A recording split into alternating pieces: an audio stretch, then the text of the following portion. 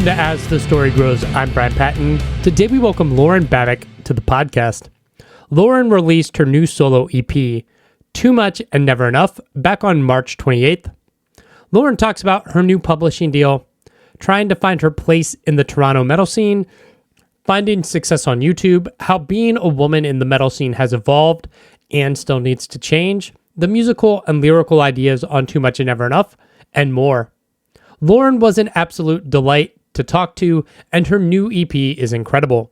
Make sure you click on the links in the show notes to give the EP a spin and support Lauren.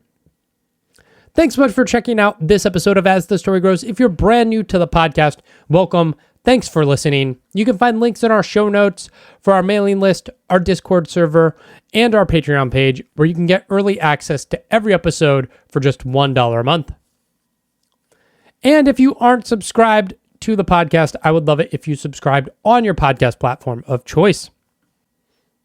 Over on YouTube, Oliver Meads subscribed to the podcast, and then he left a comment on chapter 598 with Sungwoo Jeong from Averst. He said, "Great interview. I'm a new fan, and I love Erasure of Color, so it's cool to hear from the band. Thanks a lot." If you leave a comment, I will read it on the podcast, so feel free to share. Enjoy today's conversation with Lauren Babic.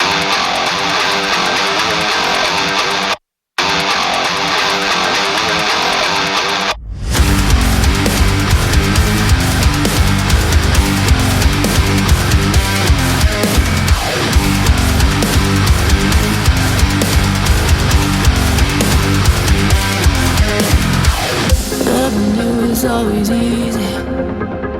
You put the air. I'm good. Thanks for taking the time to chat with me today. It's pretty cool. Yeah. I like the Red Handed Denial album that came out last year was fucking phenomenal. Like, Thank you so much. It was on my album of the year list last year.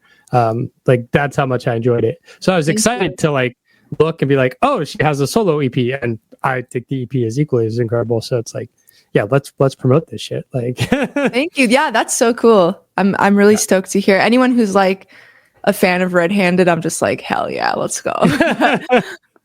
Yeah, it's cool. I maybe that's a good place to start, because you're kind of, for better or worse, known as a YouTube personality, as this content creator. What's your like typical fan like? Is it just a regular metal fan? Is it something more mainstream, right? Or people like discovering you because you did This Is Halloween? Like, honestly, it's like a mixed bag, which is like the coolest part, because like when I play live in whatever context, like if someone comes up to me, they usually tell me like how they found me, because there's like 700 different things that I do.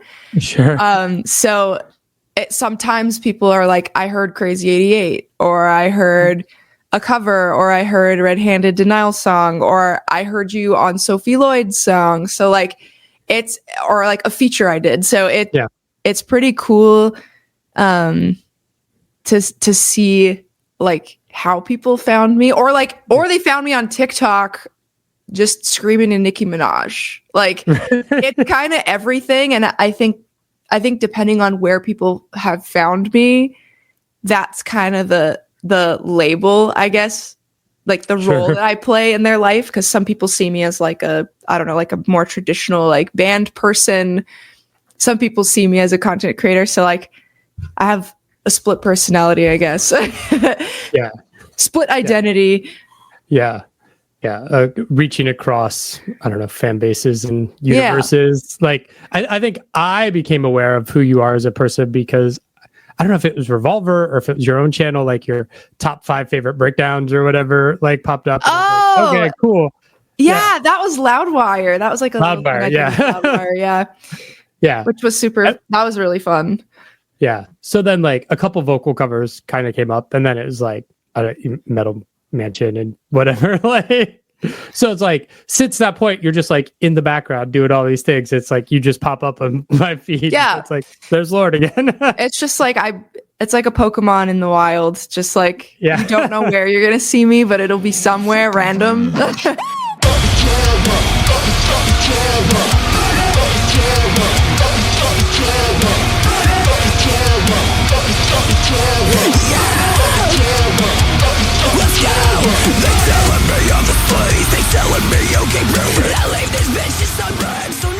let's talk about this thing you just announced. You have signed with Capital Art Group, this publishing deal. How did that come about? So I've been looking for publishing and a publisher for a really long time because I have so many different projects, and publishing is like a whole side of the coin, which has to do with like songwriting and composition. It's so complicated to actually register all that and get that sort of on the books, if that makes sense. And there's always, like with independent artists, there's always like a little pool of money that's sitting somewhere that's unclaimed because no one went to go get it. So we're just kind of cleaning up my massive catalog and doing the back. They're helping me with the back end, just cleaning up all that, because like I'm moving forward with pretty much exclusively original music unless I feel like doing a cover here and there, and going kind of full steam ahead on my solo stuff for now. And they were connected through my manager, and my manager was like, yeah, they're more of like a boutique publishing company. It's not like a massive one that has like a million artists. So Capital handles like the home team's publishing and like not enough space and issues. And so they had a roster of bands and artists that I really love. So it was really cool that they wanted to work with me and help me out on the publishing side. Nice. Yeah. That's awesome. Let's go back. You're originally from Toronto, or the Toronto area? Yeah. What was growing up like? I would say it was pretty normal. I mean, you know, being Canadian, I think as far as like music goes, it's a little bit harder to break out into sort of the US scene and I mean, Europeans really like Canadian metal, which is super cool.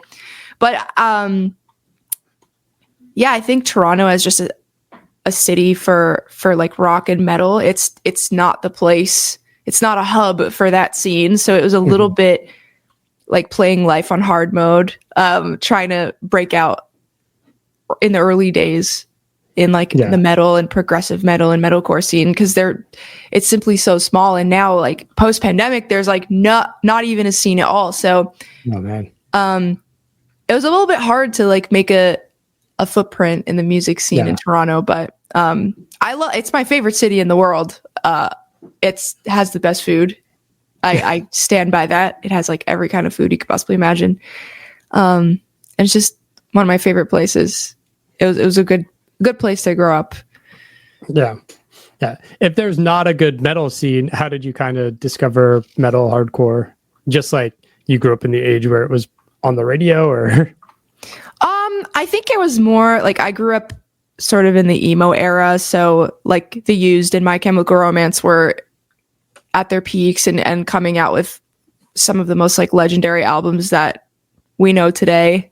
So just kind of, I guess, discovering it on like MySpace and YouTube and really getting into that scene as like a teenager, like late teenager and early 20s.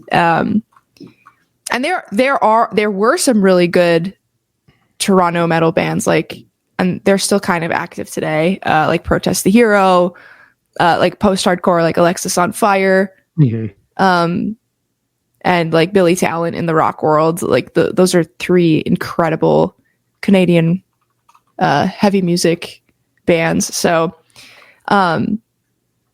just kind of discovering it on the good old internet and falling in love with it and being like, that's what I want to do. Like, I want to do that. So that's kind of how I discovered a lot of that. Nice. When you were in high school, were you in like theater or choir? Like, how did you kind of develop your voice and know you could sing? So I actually didn't do any sort of vocals until after high school. Okay. Well, I started really late, but I was in like school band and I played trumpet in the like concert band. And then I joined a ska band when I was 16, but I played trumpet in the ska band, so I didn't sing at all. But I was like, I want to sing, and I would ask them, like, can I sing like some parts? And they're like, no, you've never sang before, like we don't know, like whatever. So I didn't really sing. And then when I was in freshman college, I saw a classified ad on MySpace, and it was like progressive metalcore band seeking vocalist. So I kind of just like found them, which was Red Handed Denial. And at the audition, that was like the first time I ever screamed or sang in front of anybody else.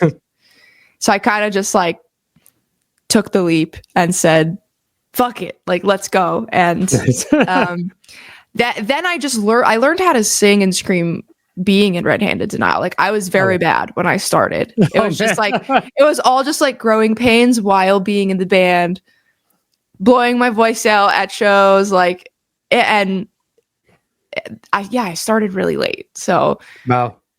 Yeah. It wasn't like you had been practicing in your bedroom and like knew you could do it. We're just waiting for the opportunity. You were just like, I want to do it. And I'll learn later. And I had a little bit of faith in myself. I was like, I know I can do it. It's just I haven't done it. And I haven't had the space to do it. So I think Red Handed Denial was like an integral part of me developing my voice. Like, that was my training. Yeah. And I learned as we grew. Nice. Yeah. Your bio says you started kind of doing YouTube covers as a way to promote Red Handed Denial. At what point do you notice like, oh, there's like a lane here for me to like make a name for myself? Or I don't know if you ever thought that, but at what point were you like, oh, YouTube could be bigger than just like promoting my band? Yeah. So pretty much like all the way from like 2011 all the way to like 2019, it was just like me learning how to record myself, me promoting the band, me trying to get better at singing. And it wasn't until 2019 when I was like, you know what? I have had a couple videos that have gotten pretty big on YouTube, like my cover of Scarlet by Periphery and my King for a Day cover.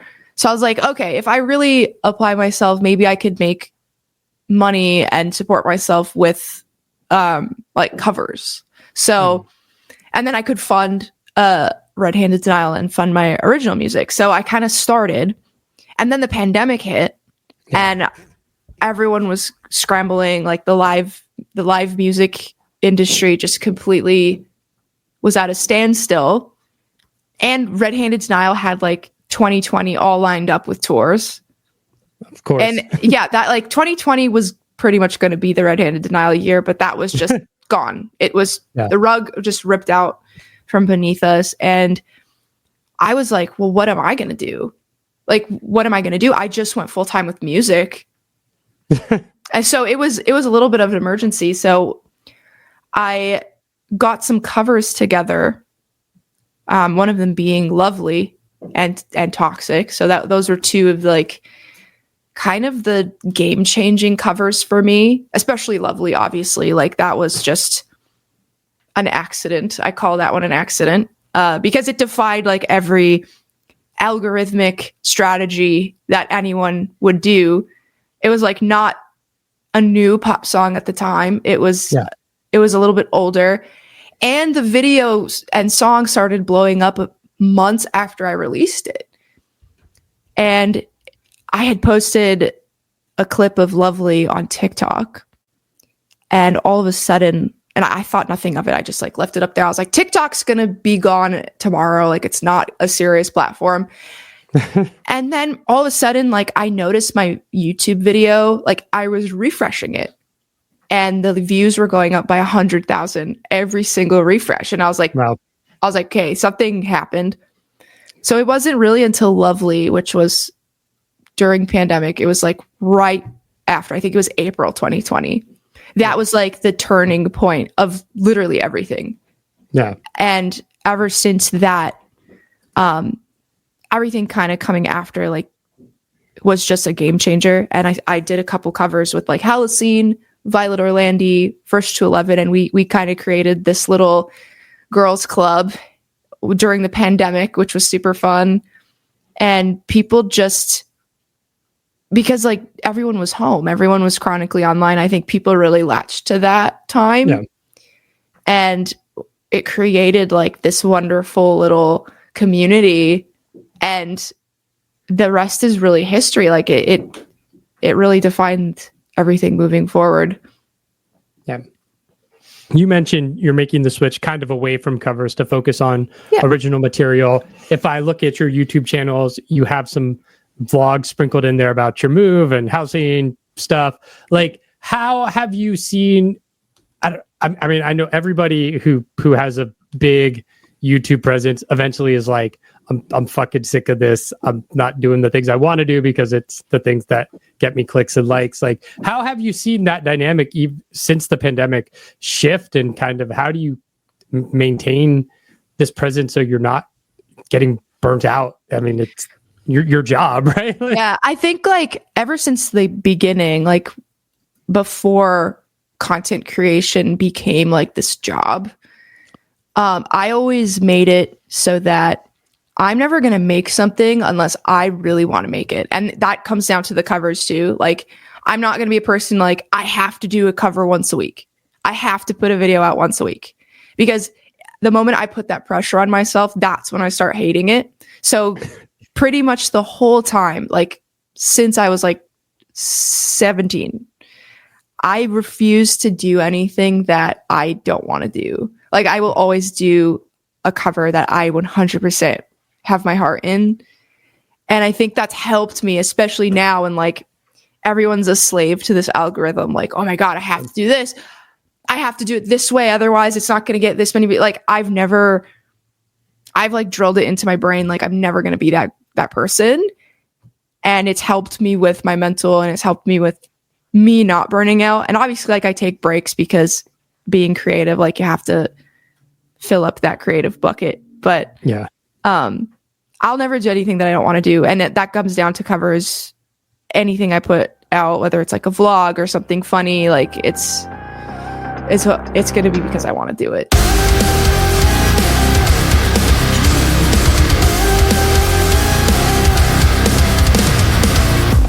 My heartbeat goes, how'd you know? I pushed you away and you pulled me close, but I see fire through all the smoke. I breathe you in, 'cause I like the joke. Tell me that you need me, tell me that it's true. As I mentioned, Red Handed Denial released A Journey Through Virtual Dystopia last year. At what point do you decide whether it's between that record, like, that you are going to release music under your own name as a solo artist?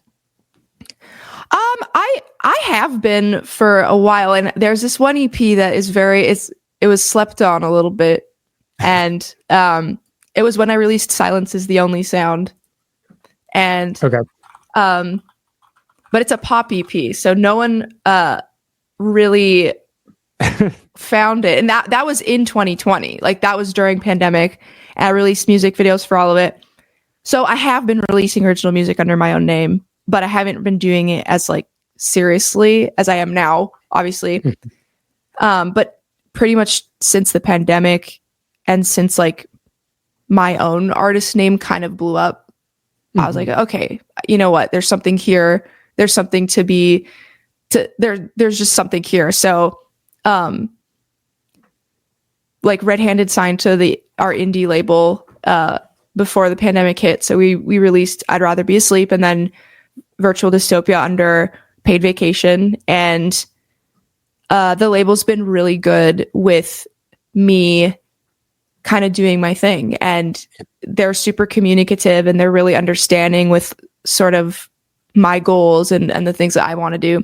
So I always make sure I don't step on any toes, like giving Virtual Dystopia, like it's time in the spotlight. And the guys are super understanding too. Like, and in the end, I've always just wanted to lift all my projects up together. Yeah. Like it's all just kind of part of the sort of like worlds that I'm building, and it's just another piece of it. So, if that makes sense. Yeah. Yeah. This EP is very much kind of in this similar vein as Red Handed Denial, or Crazy 88. Like it's all in this metalcore, progressive metal world, however you want to describe it. Are there different approaches you take to each project as a lyricist or when you're coming to these songs? Or is it just like, I don't know, is there some other way you kind of differentiate what you're doing? Yeah. And I think because each project has different people in it, there's different ways we approach songs. And I think Dystopia was like, I think that's the closest that will ever be to my solo stuff because we approached it really similarly. Whereas anything before Dystopia, like I'd Rather Be Asleep and before, that was very guitar centric. And we would generally like write the songs with guitars first. And then I would try and put vocals on like craziness. But Dystopia, we did it. We flipped the approach on its head and we said vocals first, which is why the record sounds the way it does. It's very, I would say it's the most accessible Red-Handed Denial's ever been. And I think it's going to be really similar to what I'm doing, but my solo stuff is going more in like the R&B vein and like early 2000s, like Destiny's Child vein. So kind of like one track on Dystopia, My Demise. I would say like if I were to take My Demise, that would be the sound that I'm moving forward with my solo stuff. Okay. And with Crazy 88, like Jared is just a mastermind. So he's just like, hey, I made this. Sing this. He's like, sing this. And I'm like, that's cool. I wouldn't change a thing. Let's go. So that's how you get like that nostalgic, like post-hardcore Under Oath sound with Crazy 88s because that's from Jared's brain and we're putting my voice on that. So my Demise is probably my favorite song from Virtual Dystopia. So like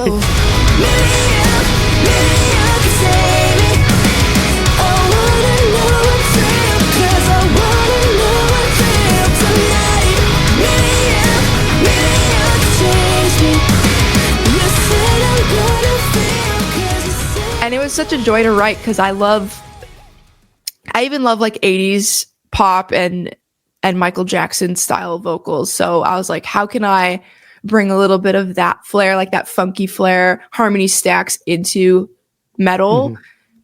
And My Demise was like one of my favorites to track. It was like so much fun. New EP is called Too Much and Never Enough. Where'd the title and concept for this EP come from? So I would say this EP is kind of like a sample platter of like the spectrum of what my voice can do. Cause you have like a Breathe You In, which is completely like a pop, mainstream rock song. And then you have I'm Bored, which is a deathcore song. So it's like completely like opposite ends of the rock spectrum. And I think with Too Much and Never Enough, because of like, it's kind of like a testament to my career. Like, I know that my voice is kind of like a bull in a china shop. Like it can just come in like guns a-blazing, just come in swinging. And over the course of my like singing career, I've been an independent artist and I've pretty much stuck to my guns with that because I refuse to like sell my soul, if that makes sense. So everything that I've done is like, I've done everything in the spectrum of heavy music. So that's the too much part. Like I have like over 200 songs now released with my voice on it, which is like crazy. So it's like too much. But for like the labels, like major labels and I've had my run-ins with many major labels who've wanted to like sign me, wanted to sign my bands. And it's like, they've always wanted to change who I am. Like, you're not this, you need to be this. There's not enough this. And I think like too much and never enough. And that's that kind of like defines everything up until now. And in the end, you just have to be yourself. And it doesn't matter like what someone tells you to be, you just have to be you. And if you don't like it, too bad. So the 4 songs kind of take you through a journey of like sort of it. You could see it in a couple of ways. It's like a relationship. Like first you're in that honeymoon phase, and then you get bored, and then you break up with them. So it's like, I'm bored, let it die, and then the cycle starts again. And I think that is kind of the allure of the entertainment industry. Yeah, like when you go to LA and you go to Hollywood, it's like, oh my God, all these lights, I could be famous. You want to be a star kid. So like you're kind of in love with it. But then as you're in the music industry, you notice like, oh, there's a lot of problems here. Like there's a lot of scary things. And then when you come out the other side, it's like, oh my God. And you see that time and time again. And so I would say the EP can be seen in like a few different layers in that way. Yeah. Yeah. Whose idea was the album artwork? So I found this artist. There's a really cool little collective called artgrab.com, and it's a bunch of artists and they post their art, and you can license it for like your EPs or your albums. And I found this artist called Abstractity, and I found him on Instagram, and like all his stuff was so beautiful. So I basically licensed like 4 different, was it 3 or 4? I think it was 4 different pieces of his, and that way like all of them matched. So like Let It Die, Breathe You In, I'm Bored, and then the EP, like they all kind of have that same look, that same like faded grainy look, and they were all just so beautiful. And I was like, I'm grabbing these immediately. So that's really it. I saw them, I liked them, and I licensed them from this artist. Yeah. That's awesome. I know before I ask this question, the answer is probably both. So has the rise of like, I don't know, let's say Spirit Box or like Poppy and like women fronting heavy music made it kind of easier to find your space in the scene, or has it just created an extra different layer of toxicity where we were like, oh, you're just a Spirit Box wannabe? I think with the whole like women in metal, there's always been this wild stigma of like, oh, women don't belong in metal. And it's so much better now. So much better now. Like there's so many amazing, like powerful vocalists. And in the early days of Spirit Box, like Courtney would consult with me about live stuff. Like she would ask me like, will you use live?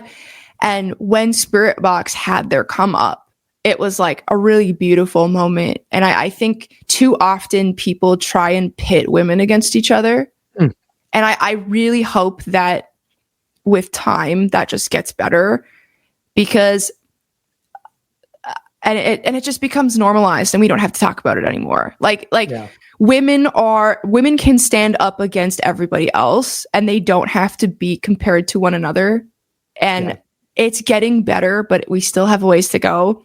But I love how we're getting that spotlight now, and we're being taken seriously, because like all of us have been through the trenches, especially people like Courtney when she was in I Wrestled a Bear Once. Like I can't imagine the things that she was told back then, because it was not good. It was very toxic. And I also had my come up in the early 2000s. When really the only ones doing it were like Hayley Williams, Amy Lee. Like you didn't see a lot of women doing this. So I think now it's just a beautiful thing, and I just see it as the system like correcting itself. Like it needs, like I don't see it as toxic by any means, and I think music listeners will eventually come around and just see us as artists and not like the woman part. Even though women are strong and we can do anything, like I get it, but like we aren't good because we're women, and we shouldn't be put in just a women box. So I see it as a beautiful thing, the fact that like everyone is appreciating just the talent that is getting the spotlight now. Yeah, it was like a decade ago. It was a t-shirt or bumper sticker. And it was like female fronted is not a genre. Yeah, exactly. Like it's cool that like we have that sort of platform and box as well. But I hope that one day we can just have it, because Ginger doesn't sound like Spirit Box. Yeah. And I don't sound like Ginger, and I don't sound like Spirit Box either. And I think like just because we're women, we don't sound like one another. But there's still not a lot of us that, like, on the grand scheme of things in metal, like it's still a very small pool. Yeah. So at the end of the day, I think it's just important for us to lift each other up instead of like, pit people against another. Yeah. By the time people hear this conversation, the EP will be out. What's your plan for this year? I mean, do you want to take this on the road? Is it to, I don't know, you're doing stuff with Red Handed? Like, what is your plan for 2025? Yeah, so I'm pretty much going full steam on my solo project. I'm like in the process of building my live show because I've done 4 tours under my own name now, and I thankfully had a band to back me up. But now it's kind of like I'm going to build this from the ground up and come up with my own show. In the process of solidifying a booking agent. It feels kind of like I'm starting again because, I feel like in the rock sphere, it's very like band focused and not like solo one person focused. So life on hard mode, but it's kind of refreshing to be able to like steer the ship and have a really small team so we can like focus the vision. But yes, the live shows are coming. I'm going to do a few sort of temp check shows in select US cities, probably in the fall. So look out for that. But I'm just writing so much music right now, trying to like dial in this sound that I want to move forward and just kind of dial in the vision. And I don't think labels are off the table this time. I think it would be really cool to get that extra monetary support because I really do believe in the things that I'm making, and I just want as many people to see it and hear it as possible. And I think like being an independent artist, especially now with like the oversaturated like TikTok place and like everyone's posting their stuff, like every friend is promoting something. So I think now is kind of the time for me to elevate even further. So I'm ready to do the thing. Like we're going to go full in and see where it goes. Yeah. Yeah. There's so much new shit every day. Like if you're not in it, like I could spend all day on Bandcamp or YouTube finding new bands and downloading albums, but like I'm rare. Like the average person is just going to go like hit shuffle on that fucking Spotify playlist and they don't care. Like, and maybe they'll discover you that way, but like, why would you risk it? Right. Yeah. And it will always be the starter pack. Like for a casual listener, like they're always just going to get the biggest 5, like the starter pack, which right now is like your Bad Omens, your Sleep Token, your Spirit Box, your Falling in Reverse. Like you're going to get those, right? Which like great, like they're doing the thing. They're just absolutely killing it. But I think there are so many, there are hundreds of like other artists that that need to be heard. And I think it's tough out there. It is rough out there. There's so much going on. So much going on. What if I told you I was still fucking born?